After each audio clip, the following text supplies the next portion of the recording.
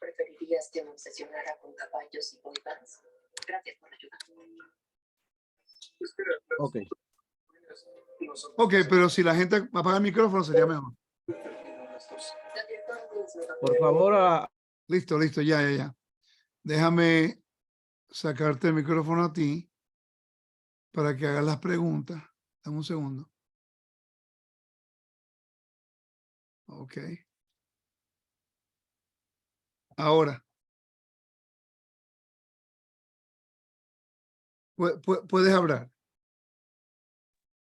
ok, perfecto. Ok. Así que bendiciones a todos. Agradezco, ¿verdad?, al More Rico, ¿verdad?, por darnos esta oportunidad dentro de su tiempo y su agenda. Así que es un honor, un privilegio, ¿verdad?, pues tenerle en medio de nosotros.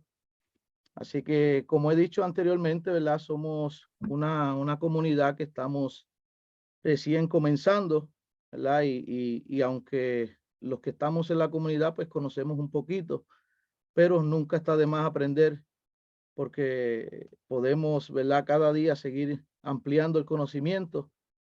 Y una de las cosas que puedo compartir con ustedes, ¿verdad?, es que la mayoría de nuestras enseñanzas las estamos absorbiendo del More Rico, ¿verdad?, para seguir andando en esa misma línea y tratar, ¿verdad?, de siempre no enviar un mensaje incorrecto, sino aprender y poder ser partícipe de esta enseñanza que el Eterno, ¿verdad?, nos da para poder compartirlas con otros.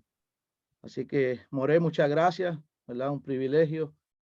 Así que le voy a pedir a todas las familias, ¿verdad?, que mantengan su micrófono apagado para así evitar las interrupciones y la grabación pueda darse bien. Así que bendiciones a todos. Por aquí el More Rico.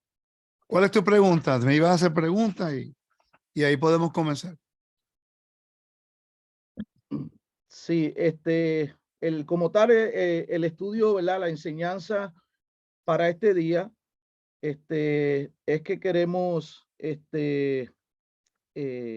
buscar la manera de cómo absorber la mejor enseñanza correcta para poder dar a conocer cómo es el orden de Melquisedec. Ok. ¿Cómo se puede explicar la mejor manera, ya que estamos entendiendo de que Melquisedec representa un título, ¿verdad? Y cómo poder abrir ese pensamiento para que la comunidad y las personas que puedan allegarse, lograrle enseñarle correctamente. Ok, mira, baja tu pantalla un poquito más para poderte ver toda ahora. Gracias. Okay, Ahora te perfecto. veo mejor. Gracias, mi hermano, por tenerme contigo. Un honor siempre estar con ustedes. El tema de Melquisedec es un tema que para poder uno entenderlo mejor, tendría uno que conocer algo del templo, las leyes del templo, los fundamentos principales de poder saber quién es y cuál es el templo elegido, el sacerdocio elegido por Dios y qué función tiene el sacerdocio de Melquisedec y dónde es su jurisdicción. Esa es la clave. Generalmente cuando las personas hablan de Melquisedec, para ser honesto, lo mencionan de una forma que está usurpando al Mesías, está usurpando a los hijos de Aarón y está usurpando a los que Dios consagró, santificó y dedicó. Entonces, estoy hablando suave y poco porque es que tengo la voz, se me está yendo. Tuve un fin de semana largo. Así que si me sigues haciendo preguntas, podemos funcionar mejor porque hoy se me va y se me viene la voz, así que. Pero en realidad no es difícil entenderlo si no hay una mentalidad de reemplazo, de una teología de reemplazo. La teología de reemplazo generalmente ocurre cuando las personas vienen al cristianismo y se nos ha enseñado que ya Israel no tiene una función como pueblo y que ahora es la iglesia la que es la Israel espiritual. Y basado en eso, ha creado una confusión porque cuando el libro de Hebreos habla acerca de Melquisedec, e inmediatamente nosotros pensamos que ya ahora lo físico ya no existe y no es vigente, y hacemos lo mismo con la ley, hacemos lo mismo con el templo, hacemos lo mismo con el sacerdocio, y entramos en un problema legal muy grande. La legalidad de entender el templo y la función de los sacerdotes. Si nosotros continuamos enseñando a Yeshua, que Yeshua es nuestro sumo sacerdote, y continuamos enseñando eso en el tabernáculo celestial, estamos bien. ¿Ok?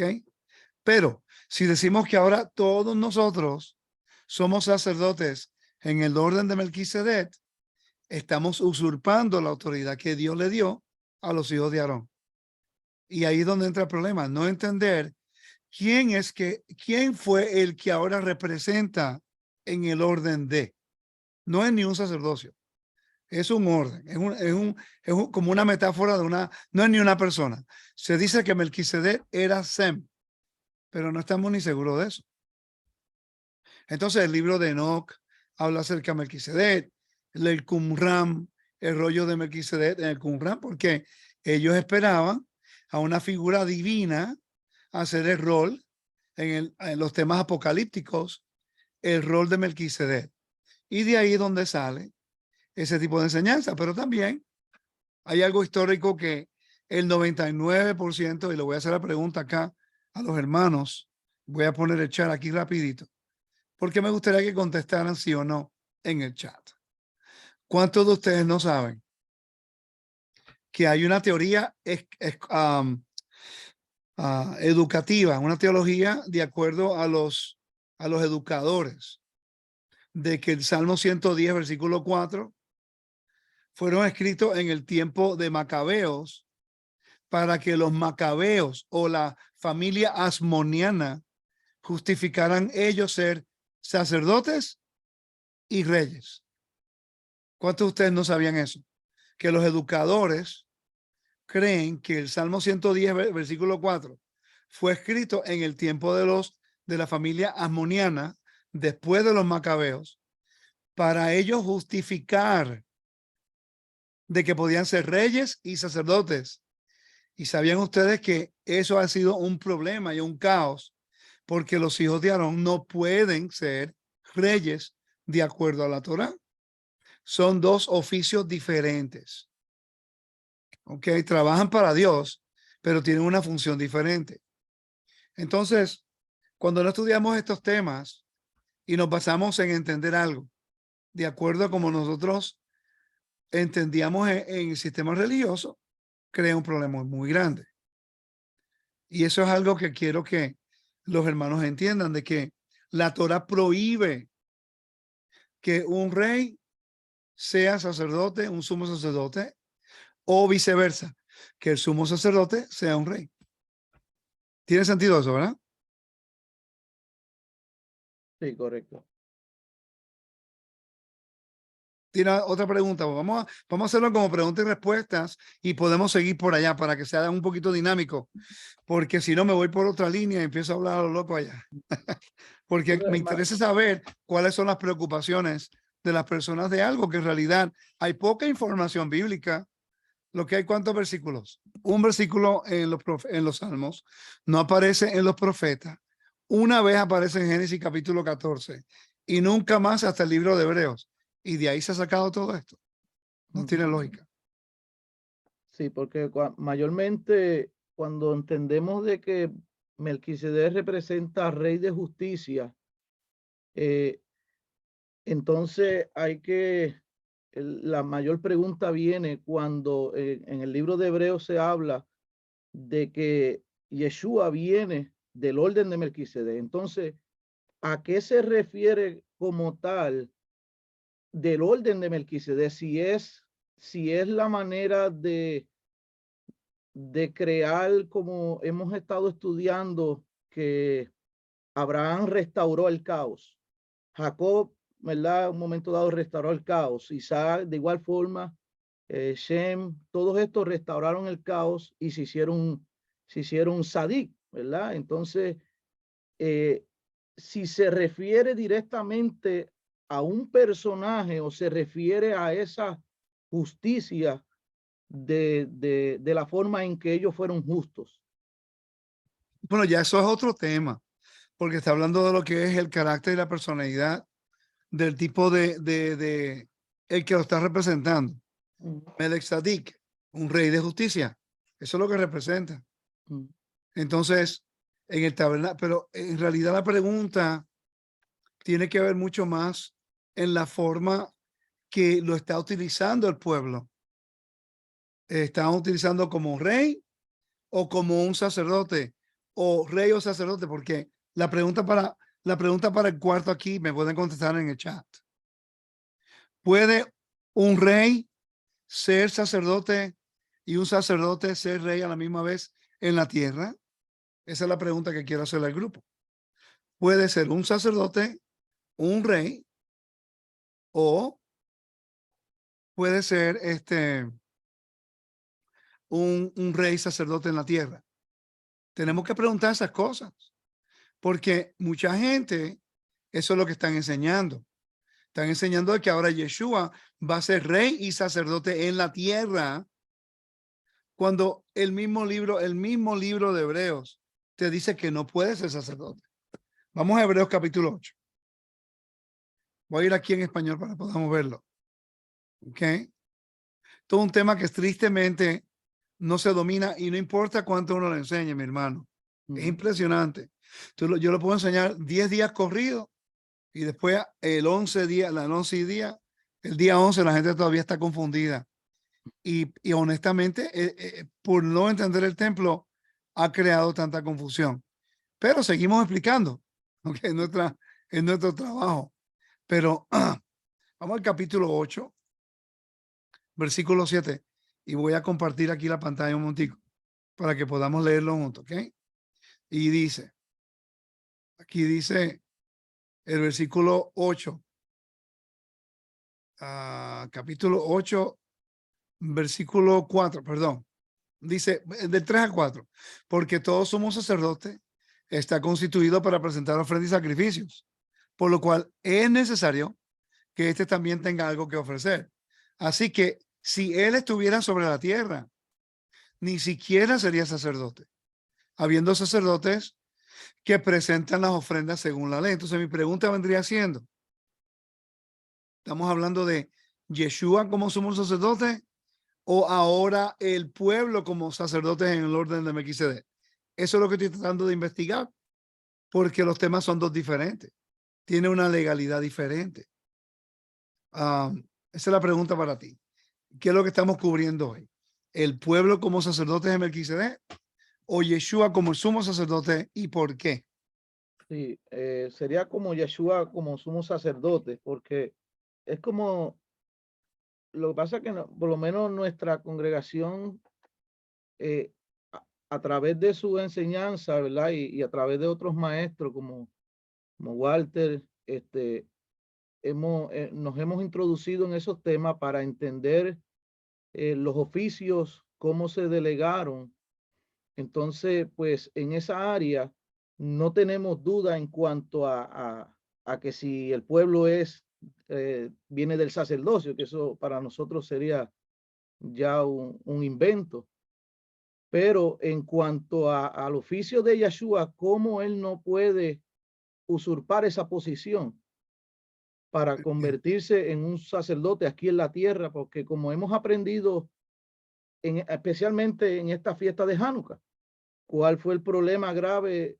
Lo que hicieron los macabeos bien, lo hicieron bien, pero cuando lamentablemente erigieron reyes y sacerdotes, pues crearon un caos. Pero ¿sabes qué? Que los macabeos se convirtieron en gobernantes, no reyes, en gobernantes, porque el mismo pueblo pidió que ellos lo dirigiera por un tiempo y la gran asamblea lo aceptó por un tiempo en lo que se conseguía un rey. Y después esa puerta que se abrió por el poder, ellos continuaron y se convirtió en un caos. La pregunta es, ¿a quién escogió Dios para hacer ese trabajo en la tierra? Eso no limita a Yeshua, no le quita nada al Mesías, pero me gustaría llevarte a unos versículos. Por cierto, ayúdame con los versículos. Vamos a Hebreos capítulo 10. A ver si lo captan. Hebreos capítulo 10, versículo, voy a compartir acá. Quiero lo lees aquí de la pantalla. Okay. Hebreos capítulo 10.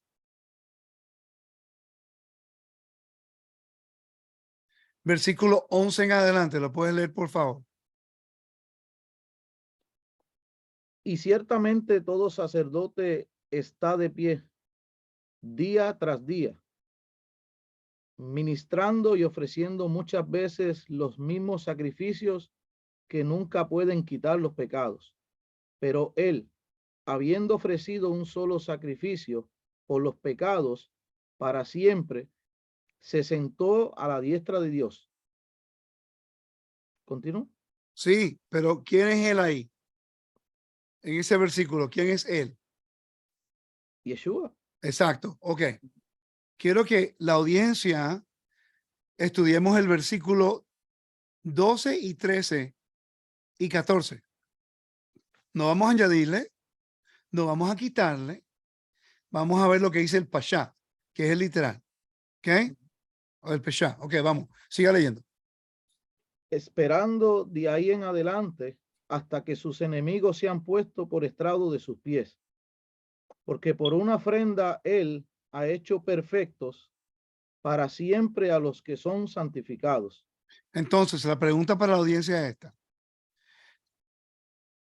Un sacerdote que deja de ser sumo sacerdote, un sumo sacerdote que ya dejó ser sumo sacerdote, en la Biblia era porque moría y el hijo tomaba control.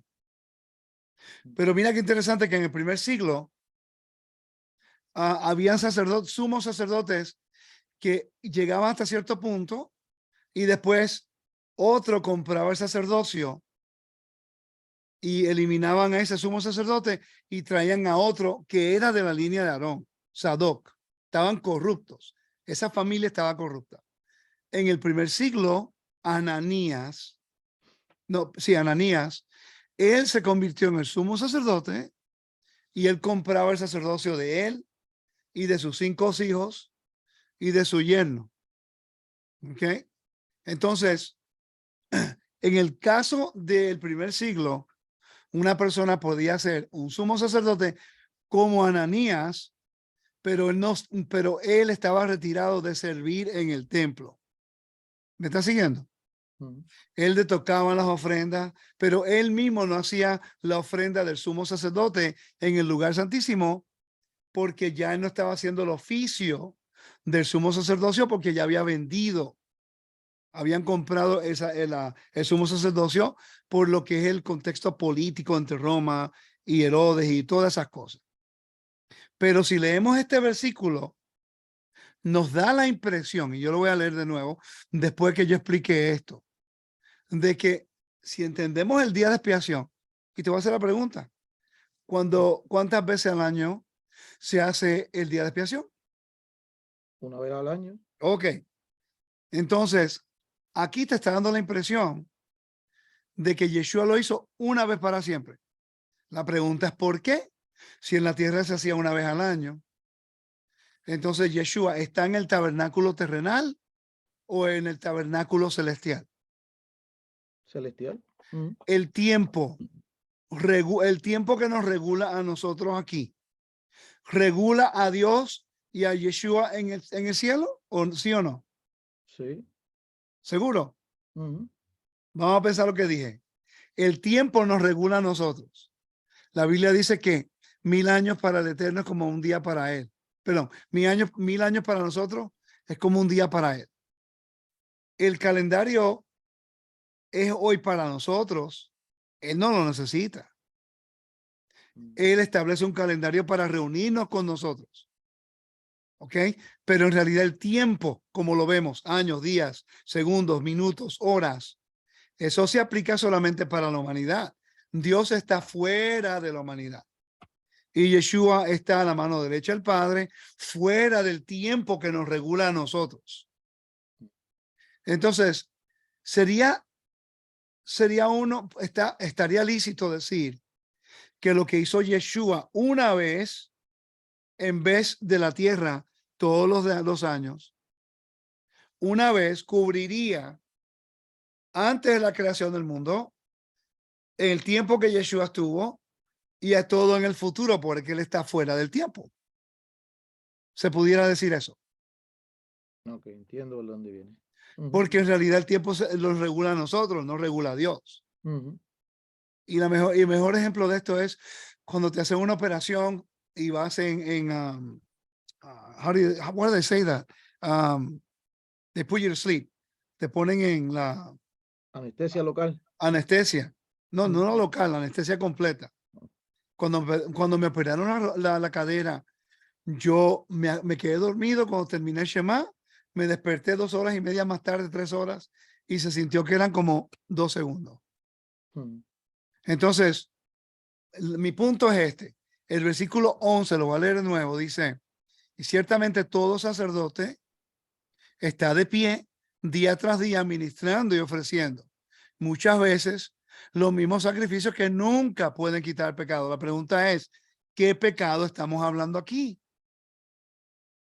Si entendemos cuál fue el pecado, entonces vamos a entender la función de Yeshua en el tabernáculo celestial como sumo sacerdote. Y tiene que ver con el contexto de Yom Kippur. Y está tratando de hacer expiación, una remisión, como lo dice el capítulo 9, versículo 22. Dice, y según la ley, casi todo es purificado con sangre, y sin derramamiento de sangre no hay perdón. La palabra perdón es la palabra hebrea griega áfesis. Ya yo he hablado bastante de eso. Puede ir a mi página Tesoros del Templo para eso. ¿Ok? Entonces, cuando entramos acá y dice, pero él, Yeshua, habiendo ofrecido un solo sacrificio, pues obviamente no vino a hacer sacrificio por todos los pecados, porque habían diferentes ofrendas para diferentes tipos de transgresión. Y nosotros vemos que habían ofrendas que estuvieron vigentes 40 años hasta la destrucción del templo. Entonces, ¿qué está hablando él? ¿A qué se está refiriendo aquí en el libro de Hebreos?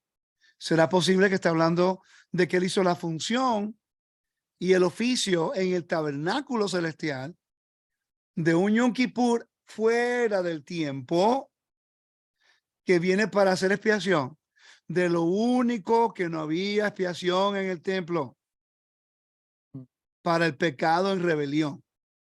No había ofrenda, no había nada. En otras palabras, la muerte de Yeshua se convierte como como un tipo de él tomando la penalidad de la humanidad, que era la muerte, y cuando el Padre lo resucita, todo el mundo sabe que es el Dios de Israel, que tiene el poder sobre la vida y la muerte, y ahora él pone a Yeshua a su mano derecha para reinar en la tierra. Por eso tenemos que creer que Yeshua es nuestro amo y que Dios lo resucitó a los muertos. ¿Está teniendo sentido hasta el momento? Sí, seguro que sí. Ok, entonces, dice, pero él habiendo ofrecido un solo sacrificio por los pecados para siempre. Recuérdate que en el día de expiación se hacían ofrendas ¿para qué? Por el sacerdote y su familia, por Israel y por el tabernáculo, por todo. Habían 14 ofrendas que se hacían en ese día, en el día de expiación, más el de Azazel. Habían 15. Ok, 15. Entonces dice, pero él, habiendo ofrecido un solo sacrificio por los pecados, para siempre, quiere decir que ya no está oficiando como un sumo sacerdote. Él tiene el título pero no está oficiando como. ¿Me está siguiendo? Porque lo hizo una vez para siempre.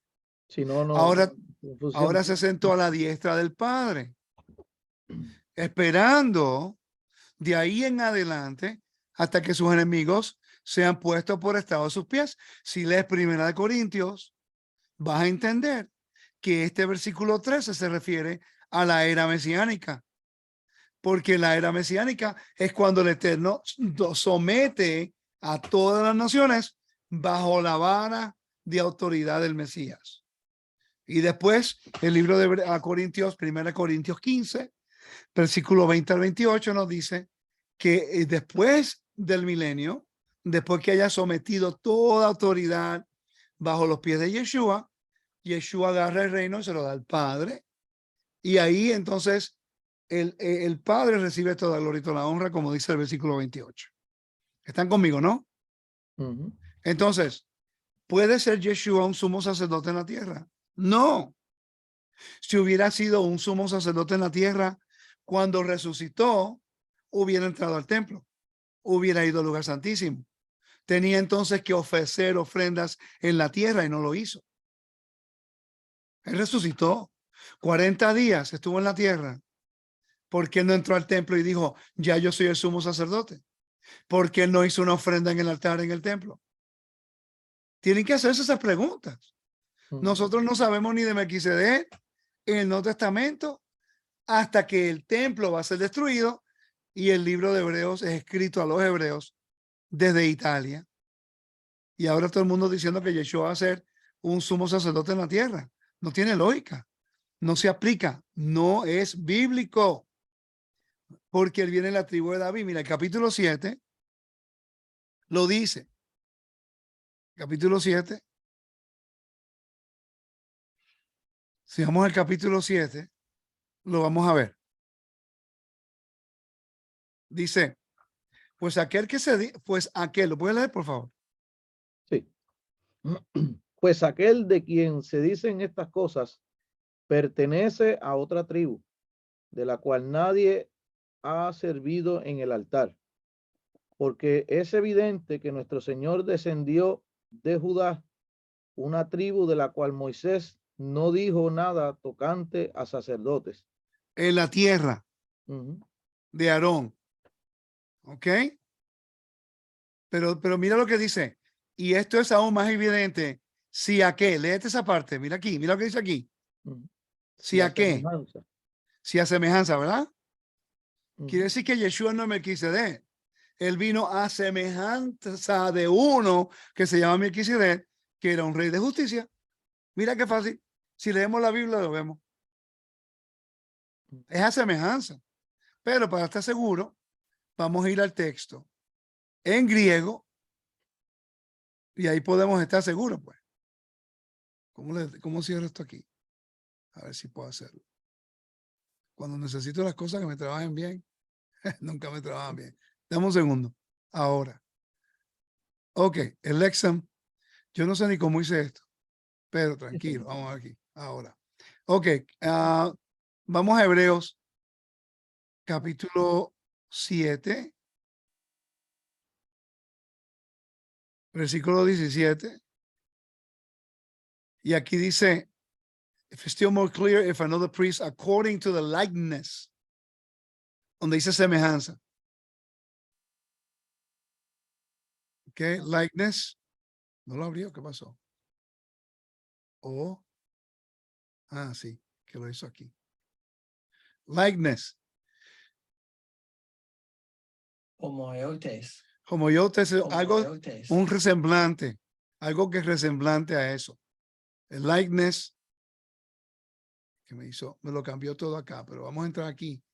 Y esta es la única forma de poder entender estas cosas, tanto argumento, tantas cosas que ocurren.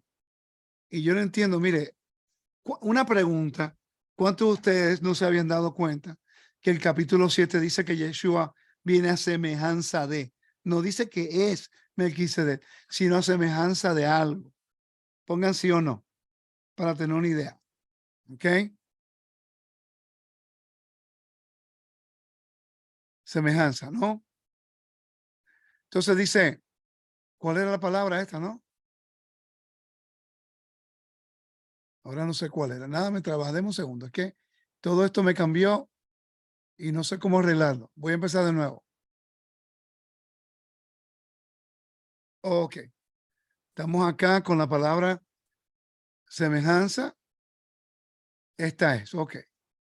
Dice, the same nature and the same, like of the same nature. Vamos a buscar la traducción acá. Dice, a ver si me la da. Dice, semejanza, de la misma naturaleza, similar, igualmente, de manera similar, de la misma forma, hacer semejante, comparar, parecido, imagen, copia, apariencia. Hello. Es como que, hello, ¿hasta cuándo vamos a seguir discutiendo de algunas cosas que son fáciles de entender, que hasta el mismo español lo dice? ¿Me están siguiendo? Entonces, ¿por qué nosotros queremos implantar nuestras ideas y poner a Yeshua por encima de un oficio que él no puede, que de acuerdo a la ley, él no puede hacer en la tierra? Esa es mi pregunta. ¿Ok? Entonces, por eso es que me gusta ir al texto. Es mucho más fácil y nos libra de mucho problema. Mucho problema.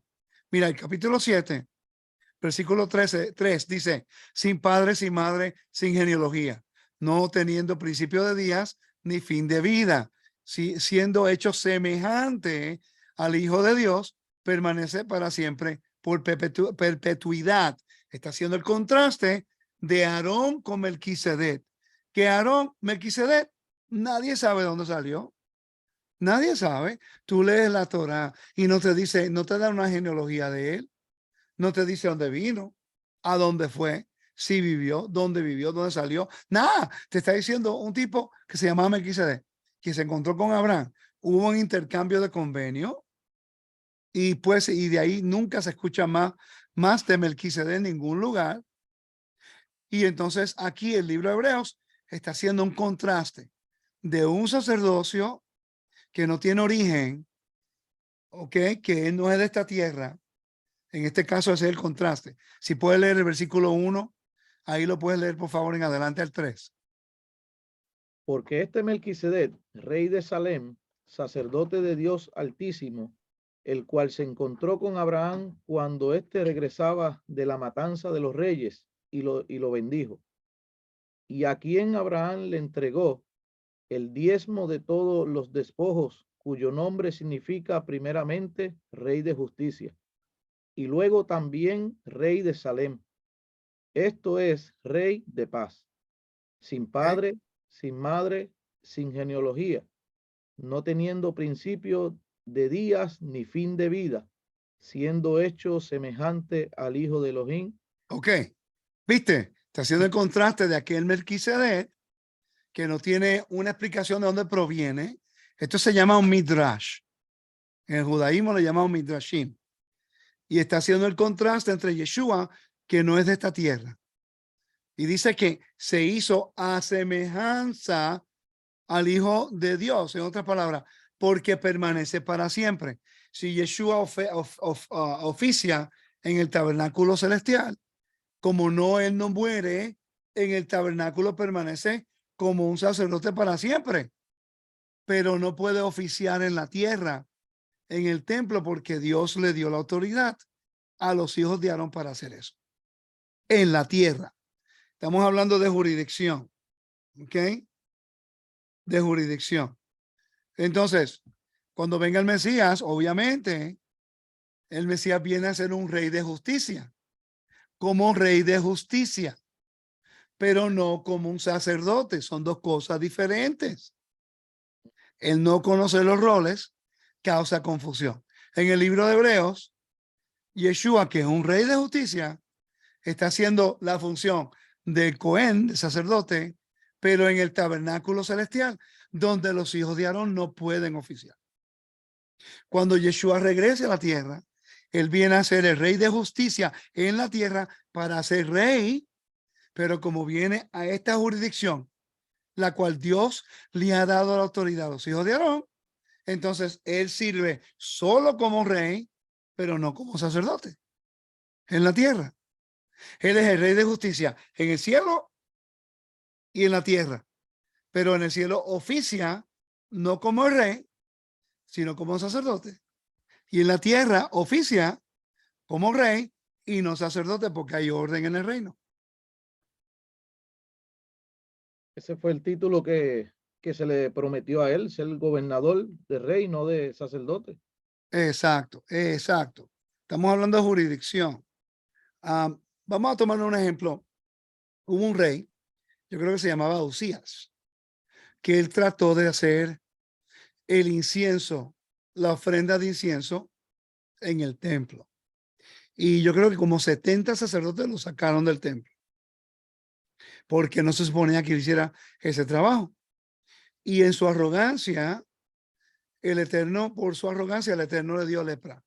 Tuvo leproso 15 años. Qué vergüenza. Un rey de Israel leproso. En otra ocasión, Saúl, el rey de Israel, hizo ofrendas cuando Samuel le dijo que esperara. Y por eso perdió el reino también. Coré, que era hijo de Aarón, era descendiente de los hijos de Aarón, perdón, de la familia de los sacerdotes, mejor dicho.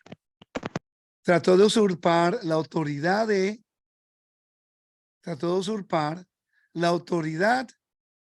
de Moisés y murió.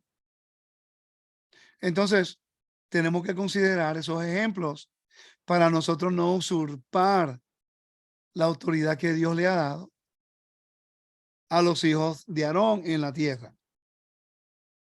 Y eso es muy importante entender.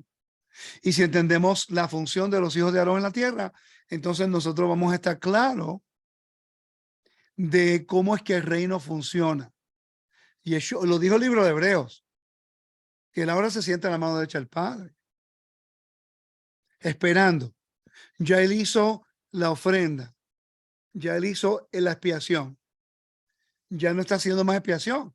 Él la hizo una vez y para siempre. Ahora se siente esperando. Es un sacerdote que ya no está oficiando en el cielo, está intercediendo por nosotros, pero no oficiando, porque lo que él fue a hacer no eran para ofrendas involuntarias y de adoración, sino era para eliminar y traer remisión al pecado que guía a la muerte eterna. ¿Están conmigo? Y esta es la clave que tristemente muchas personas no ven. Y lo peor es que utilizan el libro de Hebreos para decir que está hablando en contra de la ley. Eso enseña la gran ignorancia que hay en el reino de Dios. Una gran ignorancia dentro de nuestros rangos. Gente guardando Torah, todavía explicando eso. Y la razón es porque no estudiamos el templo. Y mayormente, la mayoría celebran Yom Kippur y no saben cuál es la función en sí del Yom Kippur. Entonces lo envuelven todos los pecados ahí cuando no son Mira, todos. Levítico 16:30 te dice la función de Yom Kippur. Dice, porque en este día se hará expiación por vosotros y seréis limpios de todos vuestros pecados delante del Señor. El versículo 16 dice, así purificará el santuario a causa de las impurezas de los hijos de Israel, de sus rebeliones y de todos sus pecados, y de la misma manera hará también el tabernáculo de reunión, el cual reside entre ellos en medio de sus impurezas. Si no hay un templo, ¿cómo puede haber entonces perdón por las rebeliones y las impurezas? La carta a los Hebreos fue escrita alrededor del tiempo que el templo iba a ser destruido. Entonces, si el templo es destruido, ¿dónde viene la expiación para Israel después del templo que es destruido y después para toda la humanidad sin templo, 2000 años, cuando el convenio se ratifica con sangre? Muchas personas no saben que cuando el pueblo de Israel fue al exilio, el templo fue destruido, pero muchas de las ofrendas en el altar continuaron por un tiempo. y después regresaron a Israel y construyeron el altar. Estuvo vigente 22 años, 21 años, antes que Nehemías llegara, terminara las paredes y el edificio del templo en el libro de Ageo. Pero imagínate si no hay templo para siempre. Se pierde la comunicación entre Dios y la humanidad. ¿Y cuál es el propósito principal de Dios? Restaurar a la humanidad a que regresen al jardín. Y no pueden regresar. Nadie puede regresar al jardín porque nosotros morimos. El jardín es la esfera de la vida, donde no hay muerte. Por eso es que el libro de... Vamos a Apocalipsis. Apocalipsis, capítulo 21, versículo 1 al 4. ¿Puedes leerlo, por favor? Y vi un cielo nuevo y una tierra nueva, porque el primer cielo y la primera tierra pasaron, y el mar ya no existe. Y vi la ciudad santa, la nueva Jerusalén, que descendía del cielo de Dios, preparada como una novia ataviada para su esposo. Entonces oí una gran voz que decía desde el trono: He aquí, el tabernáculo de Dios está entre los hombres, y él habitará entre ellos, y ellos serán su pueblo, y Dios mismo estará entre ellos. Él enjugará toda lágrima de sus ojos, y ya no habrá muerte, ni habrá más duelo, ni clamor, ni dolor, porque las primeras cosas han pasado. Sigue leyendo, por favor.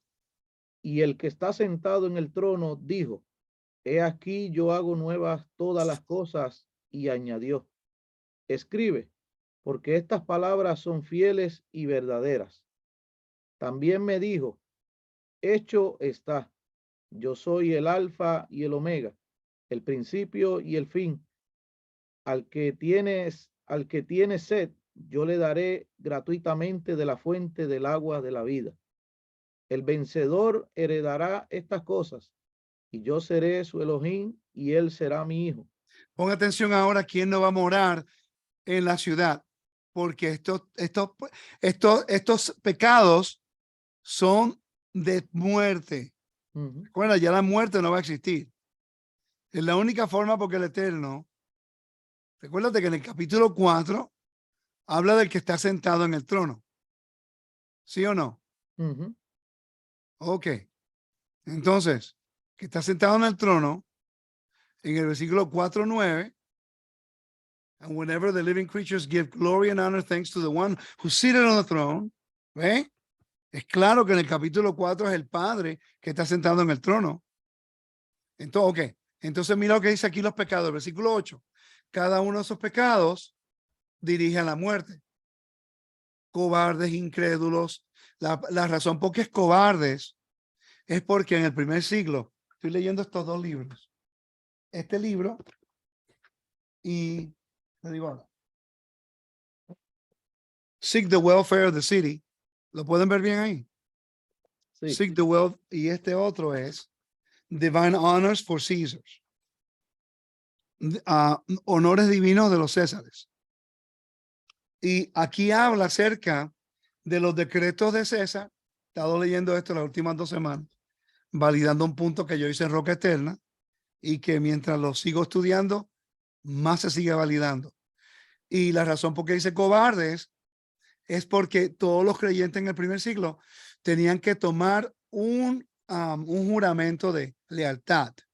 Lo que dice Romanos, que si confiesas con tu boca que Yeshua es tu amo y crees que Dios lo resucitó de los muertos, serás salvo y no serás avergonzado.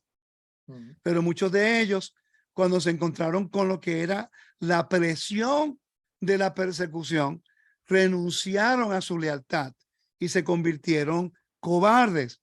Y cuando ellos renuncian a la lealtad, profanan el nombre de Dios, porque fue en el nombre de Dios que tomaron el juramento. Y por eso dicen que es cobardes.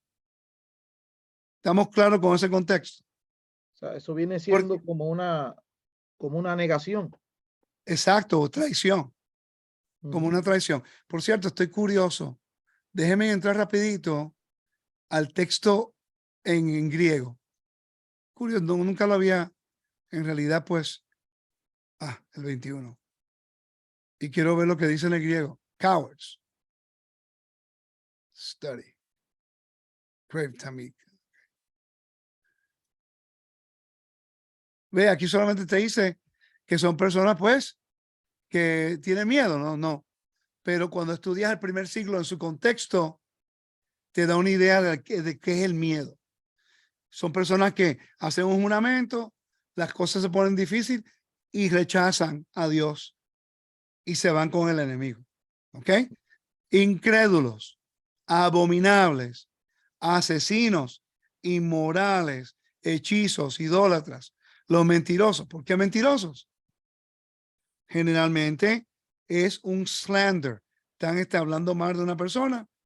O en el caso de juramentos, que toman un juramento y después mienten y no lo cumplen. Recuerden eso.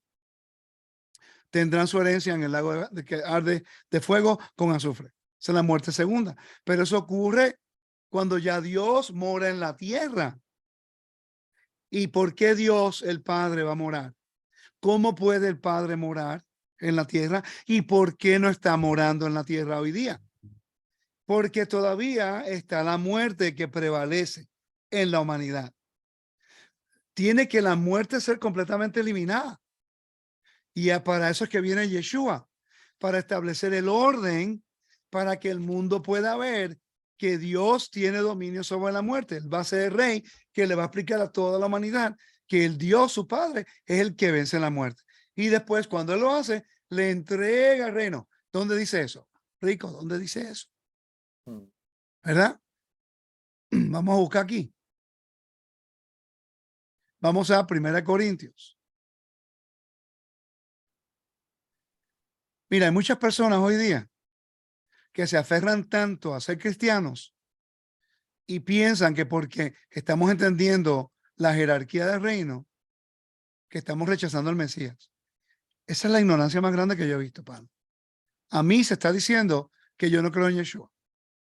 Porque yo no creo que Yeshua es el Padre, pero Yeshua proviene del Padre. Creo que es el Mesías, que es divino, el sumo sacerdote, va a ser nuestro rey, que resucitó a los muertos a través del Padre, todo eso, pero ya eso no es suficiente.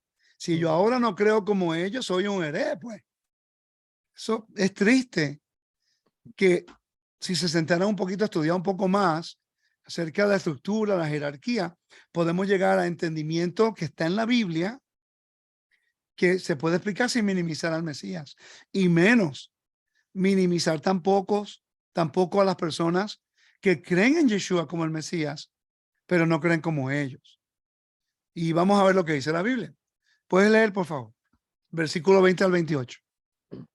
Mas ahora Yeshua ha resucitado de entre los muertos, primicias de los que durmieron, porque ya la muerte entró por un hombre, también por un hombre vino la resurrección de los muertos. El problema principal de la humanidad es la muerte. Ninguno de los sacrificios en el templo podía expiar por pecado en rebelión. Solamente en el día de expiación, el sumo sacerdote oraba a Dios por los pecados voluntarios, involuntarios y de rebelión. Entonces, cuando ponía sus manos sobre Azazel, el macho cabrío expiatorio, entonces, y confesaba, enviaba ese macho cabrío al desierto. Y ahí era donde iba el pecado de Israel. El otro macho cabrío, el otro animal, que era el mismo, igualito, ¿no? El otro lo degollaba y tomaban la sangre, y la sangre la llevaban al lugar santísimo, y allí ellos rociaban la sangre. Era para renovar el convenio. Dios en ese momento escuchaba la oración del pueblo en arrepentimiento, la oración del sumo sacerdote en arrepentimiento. Y basado en el arrepentimiento del pueblo, Dios decía, ok, lo voy a perdonar. Pero no había una ofrenda para el altar en el templo. Solamente la sangre era lo que se introducía, pero no del macho cabrío expiatorio que se llevaba al desierto. solamente del que era dedicado a Dios. ¿Me están siguiendo? Con Yeshua hay una forma de ver ese ritual en la vida de Yeshua y de Barrabás. Bar Abás, hijo del padre, Bar arameo, Abás del padre, y se dice, de acuerdo a algunos documentos antiguos, que Barrabás, el primer nombre de él era Yeshua Barrabás, y Yeshua, hijo de José de Nazaret. Estamos viendo como el mismo procedimiento de Yom Kippur en lo que le llaman la pasión de Cristo, en la cual hay dos exactamente igual. Los dos son revolucionarios. Uno está trayendo la revolución de que Dios va a eliminar la muerte de la tierra a través de la resurrección, que esa es la victoria, la mayor victoria. Barrabás era un revolucionario buscando libertad sobre los romanos. Es el mismo propósito, diferente metodología de cómo llevarlo a cabo. Uno lo dejaron al desierto, se fue, y el otro lo dedicaron al Eterno. Mira qué interesante. ¿Ok? Entonces, sigue leyendo, por favor. Porque así como en Adán todos mueren, también en Mashiach todos serán vivificados. Esta es la clave de la Biblia. Esta es las buenas nuevas. Las buenas nuevas no es que Él te va a dar de comer, o Él te va a sanar, o Él te va a... No. Esa es la metodología que Dios utilizó para enseñar al pueblo que Él es un buen patrón que provee al pueblo y que los cuida y los mantiene. Pero la resurrección es las buenas nuevas, no solamente a Israel, pero también a la humanidad que es caída. Es una humanidad caída. Ese es el virus que todos tenemos. ¿Ok? Y yo he explicado esto 1000 veces y estoy tratando de explicarlo un poco diferente hoy. ¿Ok? Sigue hablando. Sigue leyendo. Pero cada uno en su debido orden. Yeshua, las primicias, y luego los que son de Mashiach en su venida. Entonces vendrá el fin, cuando entregue el reino al Eterno y Padre, después que haya abolido todo dominio y toda autoridad y poder. Pues él debe reinar hasta que haya puesto a todos sus enemigos debajo de sus pies. ¿Dónde vimos nosotros esa referencia así? No fue en Hebreos capítulo 10. Ok. ¿Qué dice Mateo? Siéntate. El Señor le dijo a mi Señor, siéntate a mi mano derecha y pondré a tus enemigos debajo de tus pies. Salmo 110:1, ¿no? Perfecto. El último enemigo que será abolido es ¿qué? La muerte. Destruido en la muerte. Te cita. Mira qué interesante. Vamos a leer en 2 Timoteo 1:10. 2 Timoteo 1:10 dice de esta forma: pero que ahora ha sido revelada por la aparición de nuestro Salvador Yeshua el Mesías, quien ha abolido la muerte. No fue la ley, la Torá. Este versículo debe hacer que todos los cristianos que rechazan la Torá se arrepientan, porque ellos dicen que la muerte de Yeshua eliminó la ley, cuando el mismo 1 de Timoteo dice otra cosa. ¿Ok? Y dice, y ha sacado a la luz la vida y la inmortalidad por medio del evangelio. Más claro no puede ser. Ok, vamos a seguir leyendo. 27. Porque él ha puesto todo en sujeción bajo sus pies.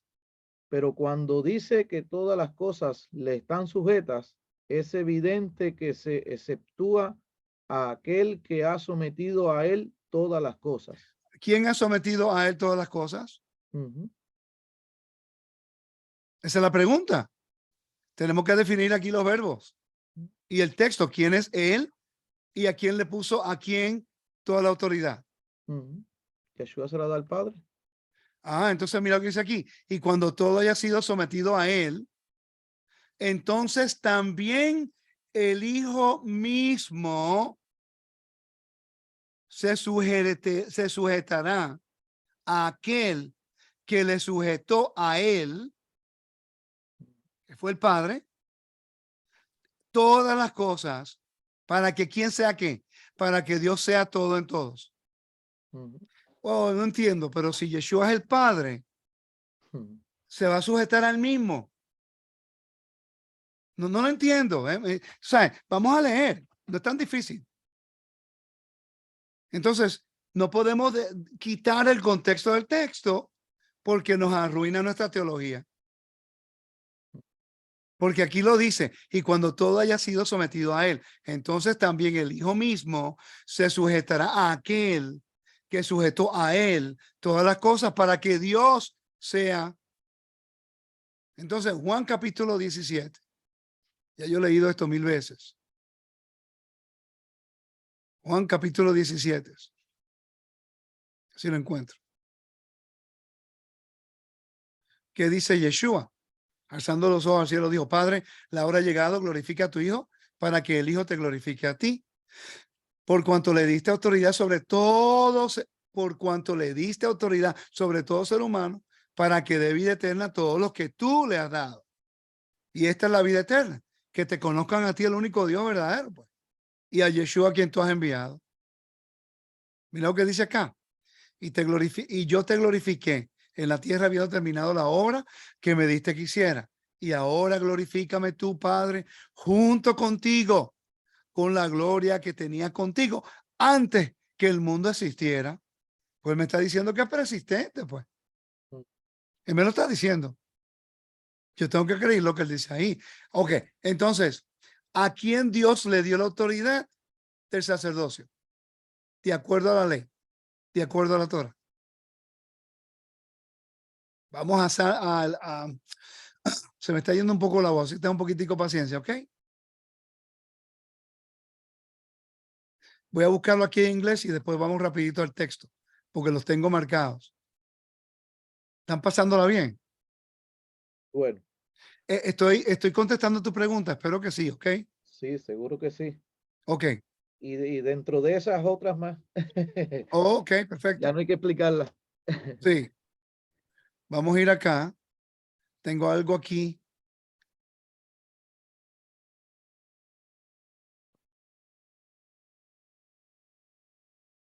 Ok. El versículo 40, ¿ok? Del capítulo 28. Ustedes que leyeran el 40 en adelante. Aquí está. Dice, para los hijos de Aarón harás túnicas, también les harás cinturones y les harás mitras, para la gloria y hermosura. Y vestirás con ellos a tu hermano Aarón y sus hijos con él, y los ungirás y le ordenarás y consagrarás para que me sirvan como sacerdotes. Ese es el versículo clave. Ujú. Ok, ungirás, ordenarás y consagrarás. La gente que se quiere ser orden de Melquisedec, ¿dónde está tu unción, tu ordenación y tu consagración? Ujú. Tiene que haber ese ritual de transición. ¿Dónde está? Por eso es que Yeshua no puede ser un sacerdote en la tierra, solamente en el cielo. Y los hijos de Aarón no pueden ser sacerdotes en el cielo, solamente en la tierra. Es jurisdicción. Yeshua ha sido consagrado para hacerlo en el cielo. Y él fue ungido para hacerlo en el cielo. Y fue ordenado por Dios a través de un juramento para hacerlo en el cielo.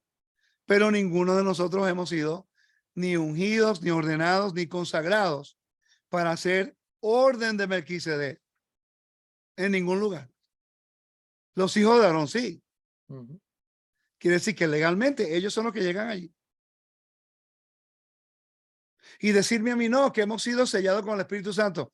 Pero es que todo Israel fue sellado con el Espíritu Santo. Todos que creen. Tú me vas a decir a mí que ahora porque tienes el sello del Espíritu Santo, tú vas a usurpar la autoridad de los hijos de Aarón. cuando ellos fueron ungidos, consagrados y ordenados para ese trabajo. Tenemos que tener mucho cuidado a lo que decimos y tenemos que dejar nuestra teología cristiana al lado. Estamos arrastrando con dogma que lo que crea es confusión y lo que crea es separación. Y yo creo que hoy hemos leído algunos versículos que son bien claros. Pero vamos a otro. Hebreos capítulo 1:3. Hebreos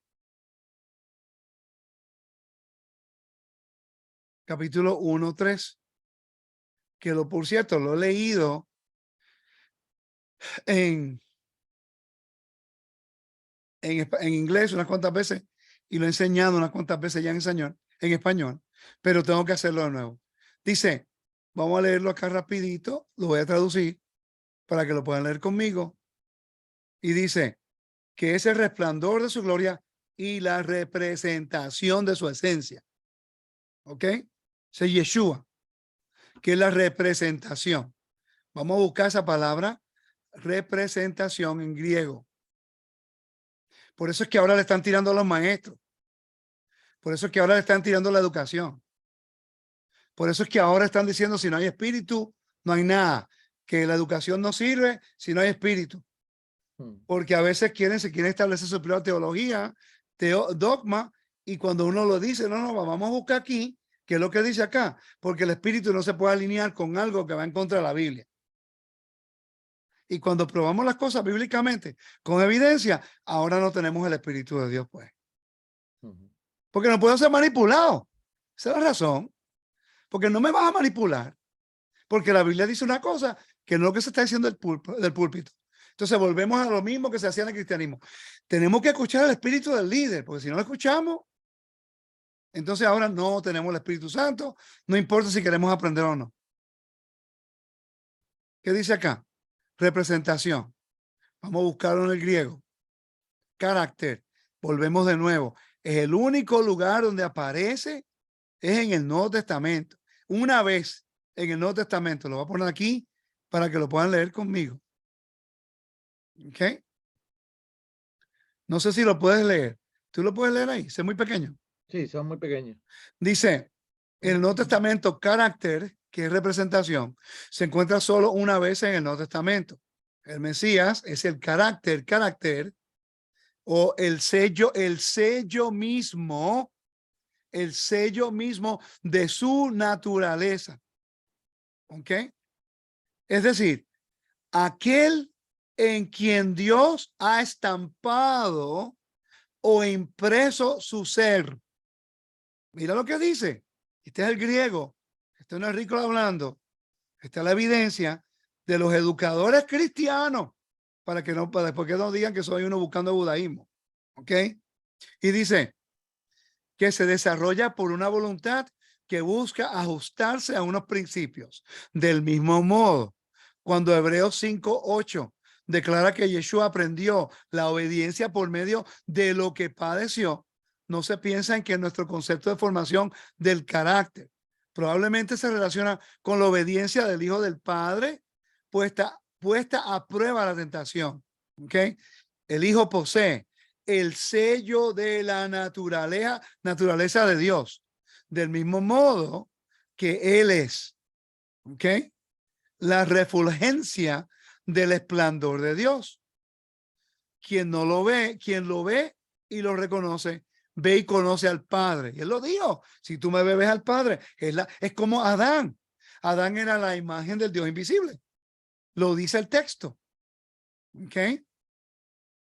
¿Me está siguiendo? Yep. Si leemos, lo entendemos, pero si entendemos, después tenemos que cambiar y ese es el reto. ¿Ok?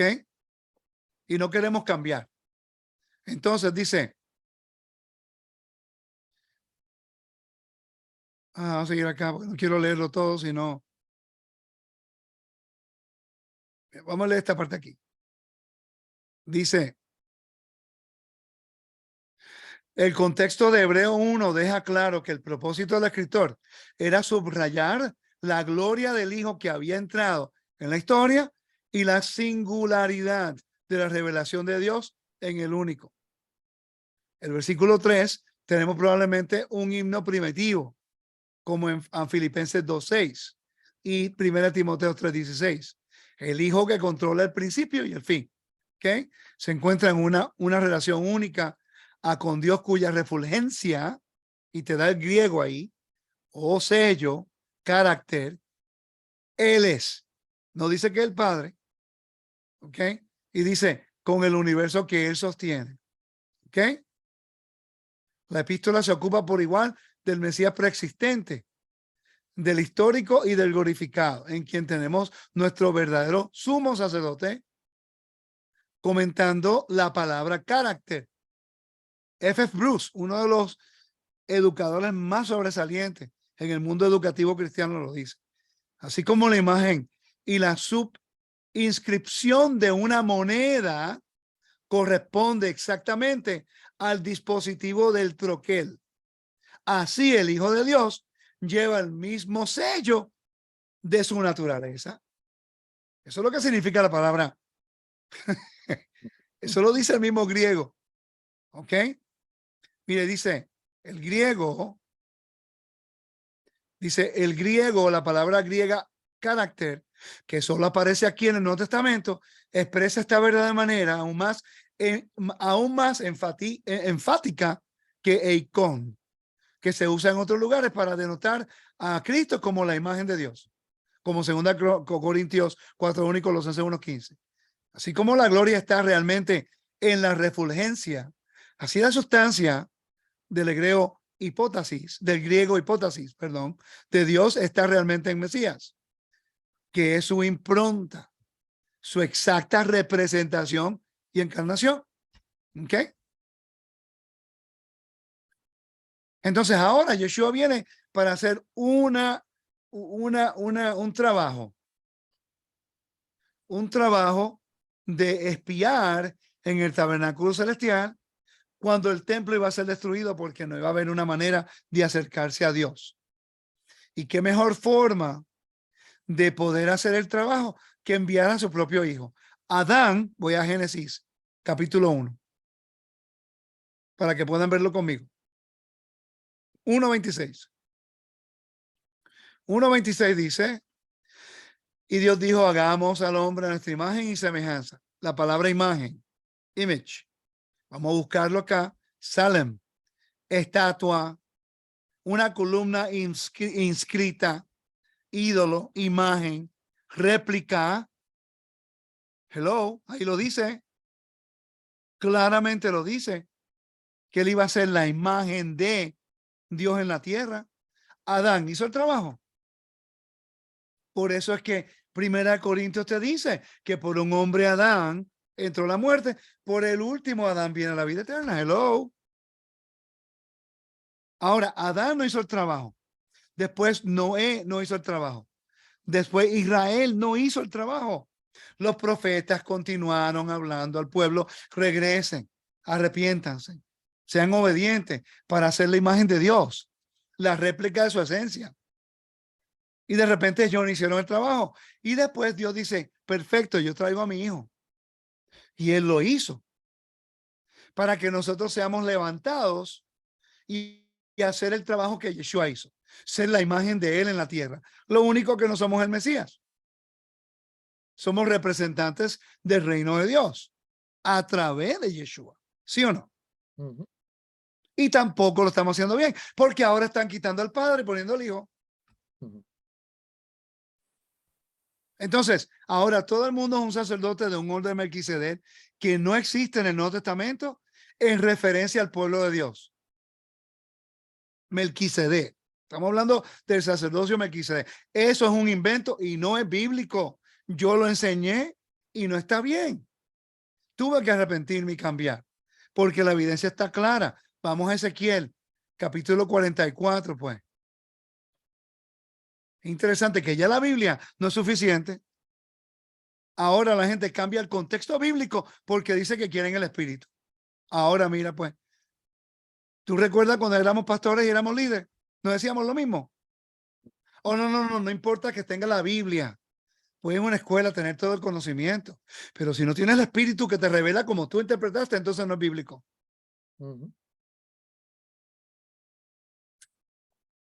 Dios tenga misericordia de nosotros. Tengo una desilusión en mi yo. ¿Sabe por qué? Porque cuando la gente entra a esto, ellos entran con un deseo de aprender y en menos de 2 años se arruinan. Tanto conocimiento porque quieren mirar la escritura para ellos mismos hacer lo que quieran hacer y cambiar todo lo bíblico. Porque así aprendimos en el sistema religioso. Cambian el calendario, cambian la fiesta, cambian el nombre, cambian el templo, cambian todo. Ahora ellos son sacerdotes, ahora ellos son todo. El conocimiento los cambió todo.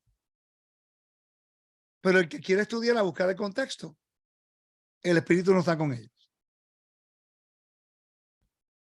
Eso se llama self-righteousness.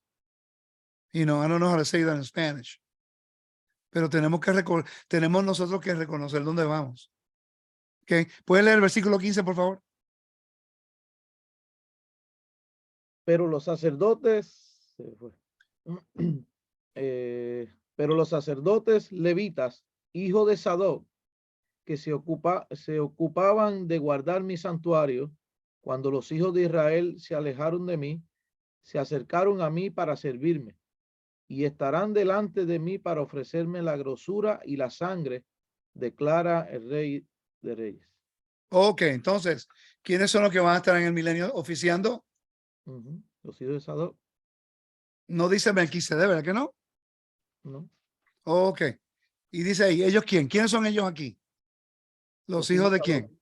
Que son los levitas, que son hijos de Aarón, ¿verdad? Ellos entrarán a mi santuario y se acercarán a mi mesa para servirme y guardar mis ordenanzas. ¿Y qué es lo que se supone que ellos te enseñen? Versículo 23-24.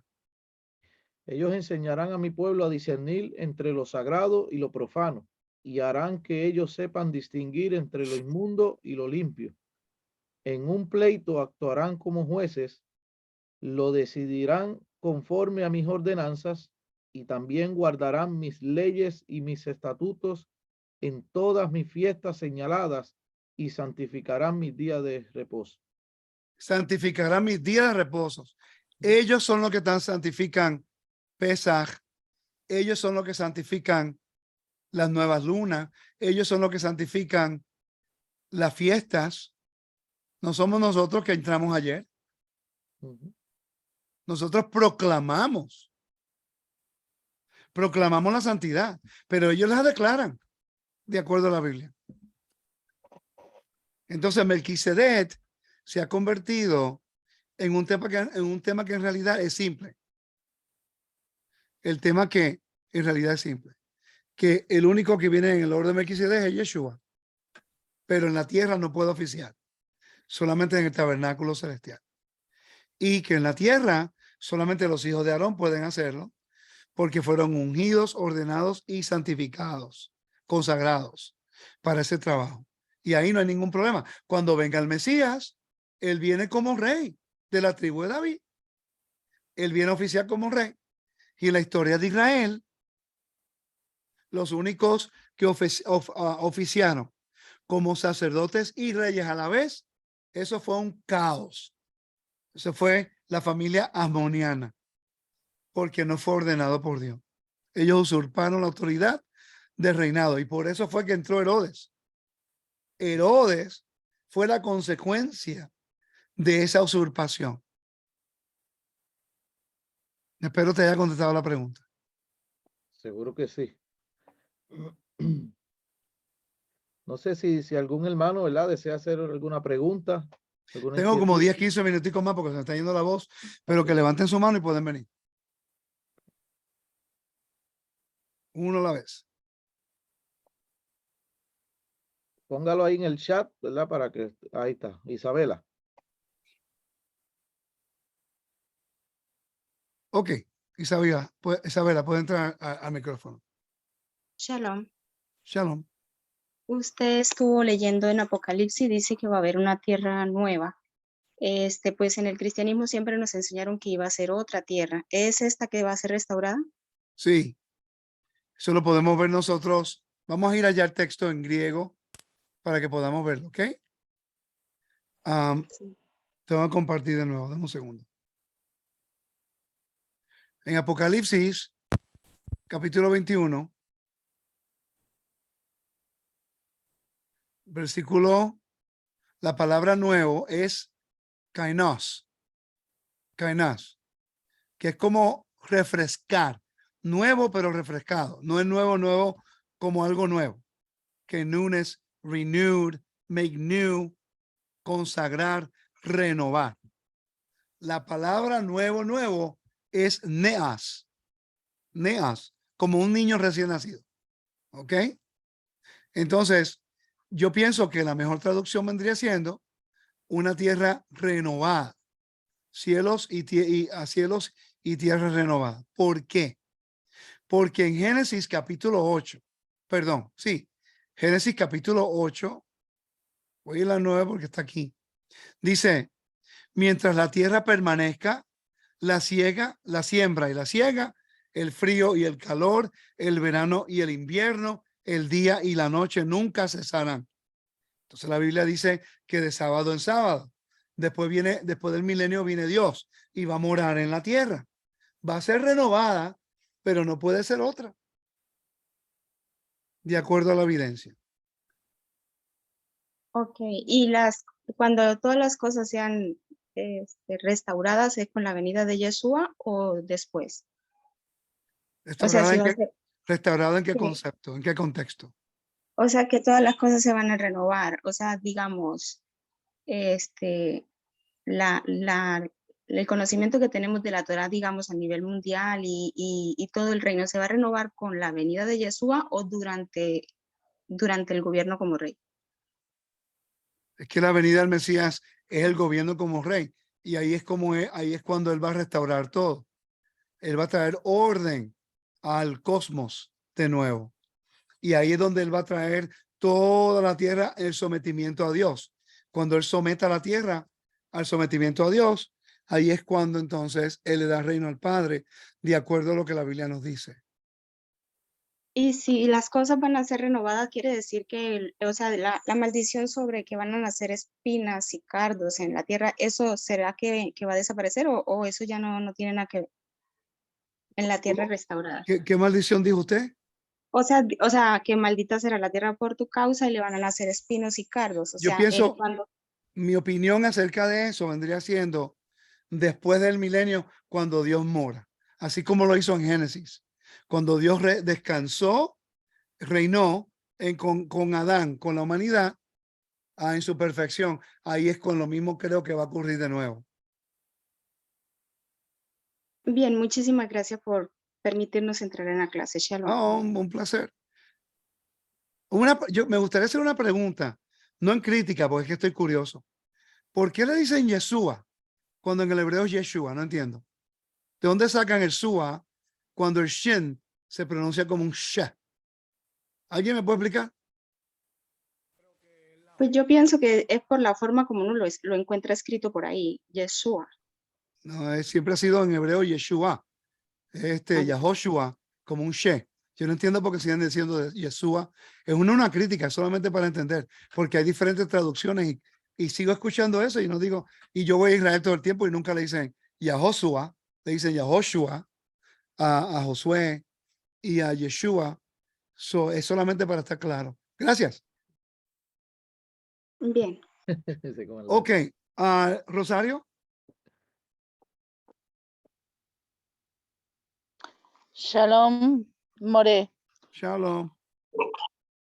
Yo, o sea, no entiendo porque supuestamente únicamente los hijos de Aarón son los que tienen que, y los levita obviamente, son los que tienen que, digamos, a los que Dios le da el aprender, el indicar y todo de la palabra del Señor y el estar en el templo. ¿Por qué actualmente vamos a cualquier iglesia y cualquier persona puede enseñarnos? Entonces, eso está mal. O al igual que si conocemos el templo, sabemos de que se iba y se hacían las ofrendas en las puertas de los templos o los diezmos, y los levitas o los sacerdotes recibían y eran los encargados de recibir y de hacer dar la ofrenda, digamos, o quemarla o para lo que fuera. Y sin embargo, ahora vamos y damos las ofrendas o los diezmos y no son hijos de Aarón, ni sabemos si son levitas siquiera. Entonces, como que eso me confunde un poco. Mire, yo tengo un tema de esos en Teshuva TV y en Tesoro del Templo en referencia a las ofrendas de los diezmos. Pero me gustaría tomar la primera parte de la pregunta en referencia a los líderes. Hay una diferencia entre el templo y un líder de una congregación. Habían líderes en Israel que no eran hijos de Aarón. Lo único que esos líderes no podían oficiar en el templo. Los líderes de una congregación no están oficiando en el templo en Jerusalén. El problema es que le llaman a sus congregaciones el templo. Entonces, eso es lo que trae confusión, el término. Pero en realidad lo que es una Keilah es una congregación que se reúne para adorar al Eterno, ¿no? Y yo pienso que ahí una persona que no es hijo de Aarón puede dirigir siempre y cuando tenga conocimiento de la Torá. Si no conoce la Torá, ¿qué anda haciendo, enseñando? No entiendo. Si no sabe la Torá, ¿por qué está en una posición que no sabe? Si yo no soy doctor, yo no tengo ningún tipo de derecho a estar enseñando a la gente medicina. El problema es que no queremos reconocer que estamos aprendiendo. Todos estamos aprendiendo. Entonces, en referencia a la primera parte de la pregunta, pues una persona puede enseñar que no, aunque no sea hijo de Aarón, pero no puede hacer una ofrenda como matando el cordero y poniendo la sangre en los linteles durante Pascua, o no puede hacer ofrendas por ahí y no puede llamarse hijo de Aarón si no es hijo de Aarón. ¿Ok? En referencia a las ofrendas y lo que es los diezmos, ya yo tengo un estudio y se tomaría mucho tiempo y honestamente se me está yendo la voz, pero si puede ir a mi chat en metodología y ahí podemos poner nosotros un link para Tesoros del Templo, ¿ok? Gracias. El hermano, la próxima persona, no sé cómo pronunciar el apellido. Tenorio, Hey, how you doing, man? se encuentra, varón. Bien, gracias a Dios. Mira, por ahí está Huawei, I don't know, que si puede venir el micrófono. PC30, algo así, P30 Lite. Soy yo, More. Buenas, es María Zamora de Costa Rica. Un placer. Okay. Es que hoy entré con otro. Una pregunta, o tal vez una forma de recapacitar o pensando, analizando lo que se estaba hablando acerca de Yeshua. En el momento que Yeshua muere y Abba lo resucita, él da su ofrenda a Abba, su sangre, ¿verdad? Por los pecados de rebelión. Ahora, si Yeshua y Abba están en un lugar que es atemporal, él no cuenta los días, la hora, ni los minutos, ni los segundos. Sería bien pensar que es como que en este instante, hace 2000 años, Yeshua le dio la ofrenda a Abba y por eso Abba no volvió a aceptar Yom Kippur, porque Abba tiene su ofrenda en estos momentos. Ya cuando Sí. Yeshua vuelva a la tierra, entonces... No, pero en la tierra va a haber un Yom Kippur cuando venga el Mesías. Exactamente, pero sí. por eso pienso yo que tal vez Abba no volvió a aceptar esos 40 años que estuvo el templo vigente, el sacrificio de Yom Kippur, porque su hijo le estaba dando la ofrenda que él hizo como un Yom Kippur. Y como no se cuenta el tiempo y no se cuenta la hora, disculpe, es como que hace 2000 años para nosotros, pero para ellos es como que fuera un instante. Exacto, Como decía usted, ay, disculpe, como decía usted, si nosotros morimos y dormimos y en este momento Yeshua nos resucitaría, creo yo que Pablo, Pedro, Juan, la misma madre de Yeshua, no se van a dar cuenta que pasaron 2000 años hasta que lo vean al venir y será él el que les cuente, pasaron 2000 años. Sí, estoy de acuerdo con usted en eso. Y por eso es que yo pienso que en el primer siglo, los 40 años, lo único que sabemos es, el Talmud habla acerca de que el hilo rojo no se convirtió blanco y que ocurrieron unos milagros en el templo, de que ellos reconocían de que ya el día de expiación, pues ocurrió algo. Porque el sumo sacerdote, hijo de Aarón, de Sadoc, estaban corruptos, pero estaban oficiando. Así que, no sé, yo pienso que... Próxima pregunta, gracias, mi hermano. Suaste. Hey, Sensei, Shalom. What's up, brother? Pregunta, porque sabemos que en este día escuchamos un montón de cosas. Sabemos que el sacerdocio le correspondía a los hijos de Aarón y por lo tanto a su hijo Eleazar. Eleazar fue el que recibió el sacerdocio de Aarón. Ahora, hay mucha gente diciendo por ahí que el sacerdocio de Sadoc no es válido, porque el válido era los descendientes de Eleazar. Y de ahí cogemos el primer siglo en donde había usurpación. Sabemos que había usurpación porque el sacerdocio se compraba, pero a decir que el sacerdocio se había usurpado porque no eran de la línea de Aarón, porque eran de la línea de Sadoc, es incorrecto, ¿verdad? Porque Pero ya va. Pero es que Sadoc es hijo de Aarón de Eleazar. exacto, pero cuando no entendemos que viene de la descendencia de Eleazar, de Pinjas, y no necesariamente descendiente de Eleazar por esa línea, crea confusión decir que había usurpación porque no eran hijos de Aarón legítimos, sino hijos de Sadoc, cuando Sadoc es hijo de Eleazar, hijo de Aarón, y por lo tanto era un sacerdocio válido. Es que lo que pasa es que antes de Sadoc, el que era el sacerdote era Abiatar, sumo sacerdote era Abiatar en el tiempo de David. Y estaba De hecho, Sadoc. había dos sacerdotes, ¿verdad? Sí, estaba Abiatar y Sadoc. La razón era porque el arca del pacto estaba en la ciudad de David, pero siendo protegido de los filisteos, y el tabernáculo estaba en Gibeón, que estaba a 3,5 millas al norte de Jerusalén. Y no se podía dejar el arca del pacto sola, ni el tabernáculo solo. Por eso habían dos. Cuando Adonai, el hijo de David, quiso usurpar el trono de su padre y fue ungido el Besek al sur de la ciudad de David, ¿ok? Por Abiatar, y Abiatar lo ungió. Salomón fue ungido encima del Gihón, arriba del Gihón, por Sadoc.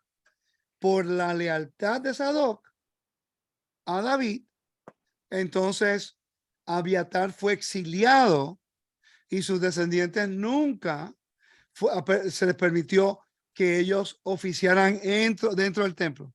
Podían ser guardaespaldas, podían ser porteros, podían facilitar a los sacerdotes, pero no podían trabajar en el azagá, en el área de los sacerdotes. Eso lo dice la Biblia.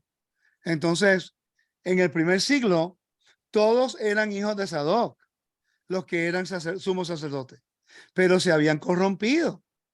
La persona que está diciendo eso no sabe lo que está hablando, porque no está estudiando bien lo que es el templo. A mí me gustaría que la gente que hablara del templo se tomara un poquitico más del tiempo a aprender del templo. Y el problema es que si yo digo eso, después la gente piensa que uno está siendo arrogante.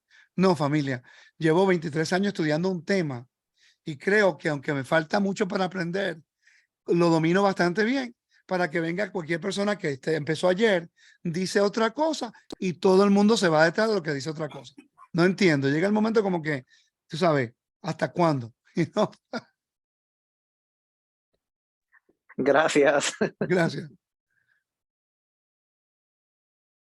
Mira, la realidad es esta. Hay un antisemitismo dentro de las raíces hebreas, que no queremos, todo es corrupto, todo es malo. Las ofrendas malas, las oraciones son malas, el templo es malo, Hanukkah es malo, que si aquel es malo, que si el calendario es malo. En realidad eso es lo que es. Queremos la bendición del Dios de Israel y el pueblo de Israel. No queremos la identidad del pueblo de Israel. ¿Ok? ¿Qué hizo Efraín? Efraín cambió los calendarios, las fiestas, del séptimo al octavo mes. Cambió el templo a Teldán y Betel. Cambió el sacerdocio de los hijos de Leví a cualquiera de las personas en el pueblo. Cambió todo. Es lo mismo que está ocurriendo hoy día, el mismo patrón. Y eso enseña de que va a haber juicio para todos nosotros porque estamos haciendo lo mismo que Israel hizo. Este no es un tema que a la gente le gusta escuchar, pero pues, it is what it is. Y yo creo que cuando la gente dice, no, es que yo no soy parte del pueblo judío, yo soy Israel, inconscientemente no nos damos cuenta que se está identificando con un pueblo que fue idólatra, con un pueblo que fue infiel, con un pueblo que fue exiliado.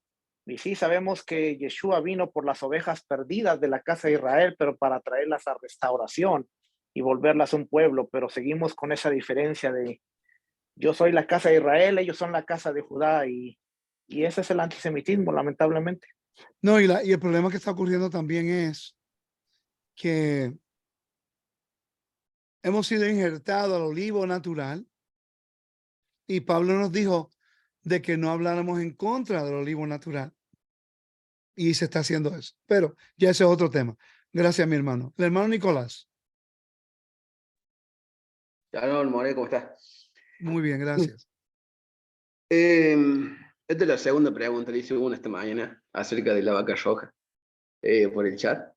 Le quería consultar acerca del orden Melquisedec. Si el orden es un orden numérico, 1, 2, 3, 4, o un orden de un mandato acerca de Melquisedec. Porque yo recuerdo cuando en mi comienzo con esto de raíces hebreas, había visto un estudio acerca de Melquisedec. Yo no tenía ni idea de lo que significaba Melquisedec, nada, pero lo estudié así, más o menos, y citaba segunda de Pedro 2.3, que habla acerca que era el octavo, digamos, era el octavo Melquisedec, supuestamente.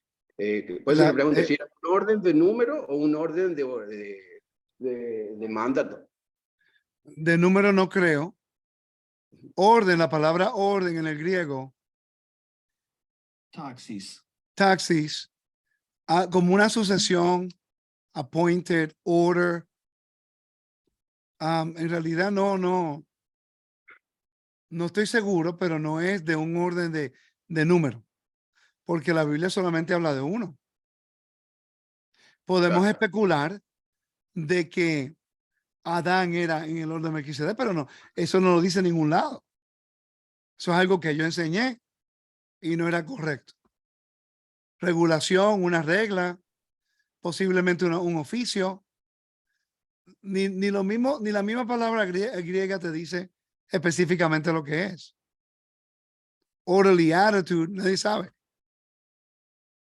Claro, sí, entiendo. Sí, pero no creo, no sí. creo que es una persona.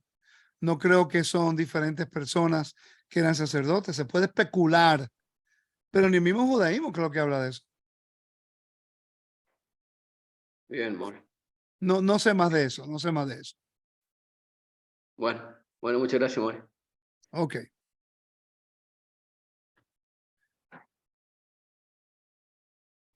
Próxima persona, Jocelyn. Shalom, ¿cómo están? Bien, gracias a Dios. Ok, mi pregunta es, ¿por qué la esposa de los pastores, desde que el esposo es pastor, se adjudican, diga que son pastores de una vez? Eso no lo puedo yo entender. Yo no sé. Ahí yo no sé. Ya eso es. Yo no creo que eso tiene que ver con Melquisedec, pero es que no sé. A usted le gusta meterme en problemas. Yo. No, honestamente. No, More. No sé. Es que yo quiero aprender. Sí, no. Ahí sí yo no sé, porque están en el ministerio juntos. No sé. Ya es. Ahí me quedo yo tranquilito. No tengo respuesta. Bueno, Ok. pues me quedo así, voy a seguir investigando a ver cómo es el asunto. Sí, hermana, yo le contesto más tarde. Ok, gracias. Bye. La todo. Shalom. Ok. Gracias, mi hermano, por tenerme. Espero que haya sido edificante para los hermanos. Amén, amén. No, muy agradecido, ¿verdad? Por su tiempo, por su gran enseñanza. Espero que todito, ¿verdad? Pues hayamos sido bendecidos en esta área. Así que la próxima enseñanza creo que es mañana, ¿verdad? No, No, broma, broma. No, pero muy bueno. estuve el viernes de 7:30 a 11, el sábado de 10:30, no, 9:30 de la mañana a 4 de la tarde, y ayer estuve de 10 a 4 de la tarde. Hoy estoy un poquito agotado. Sí. Y llegué Pues, tarde acá, ya a las 2:30 de la noche. Llegué acá anoche en un vuelo. wow. Así que ha sido un poco difícil. Amén. No, ha sido una bendición, ¿verdad? Agradecemos por su tiempo. Espero que toditos, si alguno, ¿verdad? Tiene alguna pregunta, ¿verdad? Pues después se la hagan directamente a usted y así, pues, ¿verdad? Pueden seguir aprendiendo cada día más.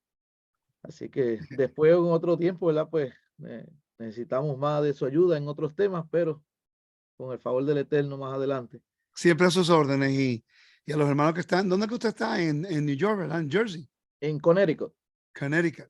Los Ujú. hermanos que están en Connecticut, que quieren visitarlo, mi hermano Reyes está estudiando conmigo, y estamos trabajando bastante cerca para ayudarnos y poder fortalecer nuestros ministerios. Así que es un honor que me da la oportunidad de poder enseñar, y lo aprecio mucho. Gracias por eso. Así que gracias a todos los otros maestros como Juan, como Lisa, que también, ¿verdad? Pues nos están ayudando, Rafi. Agradecemos toda esa aportación que están haciendo para nosotros. Así que la próxima semana tendremos a la Moraliza, ¿verdad? También ayudándonos en otro tema. Y también la otra semana más arriba, el Moré Juan Suaste también nos estará ayudando en otros temas. Así que gracias a todos, ¿verdad? Muchas bendiciones. Y hasta aquí, ¿verdad? Este estudio de esta noche. Gracias, mi hermano. Ya le puse como host para que apague la cámara ya. Ok, perfecto. Que el Eterno me lo bendiga, me lo guarde. Shalom a todos. Bye bye.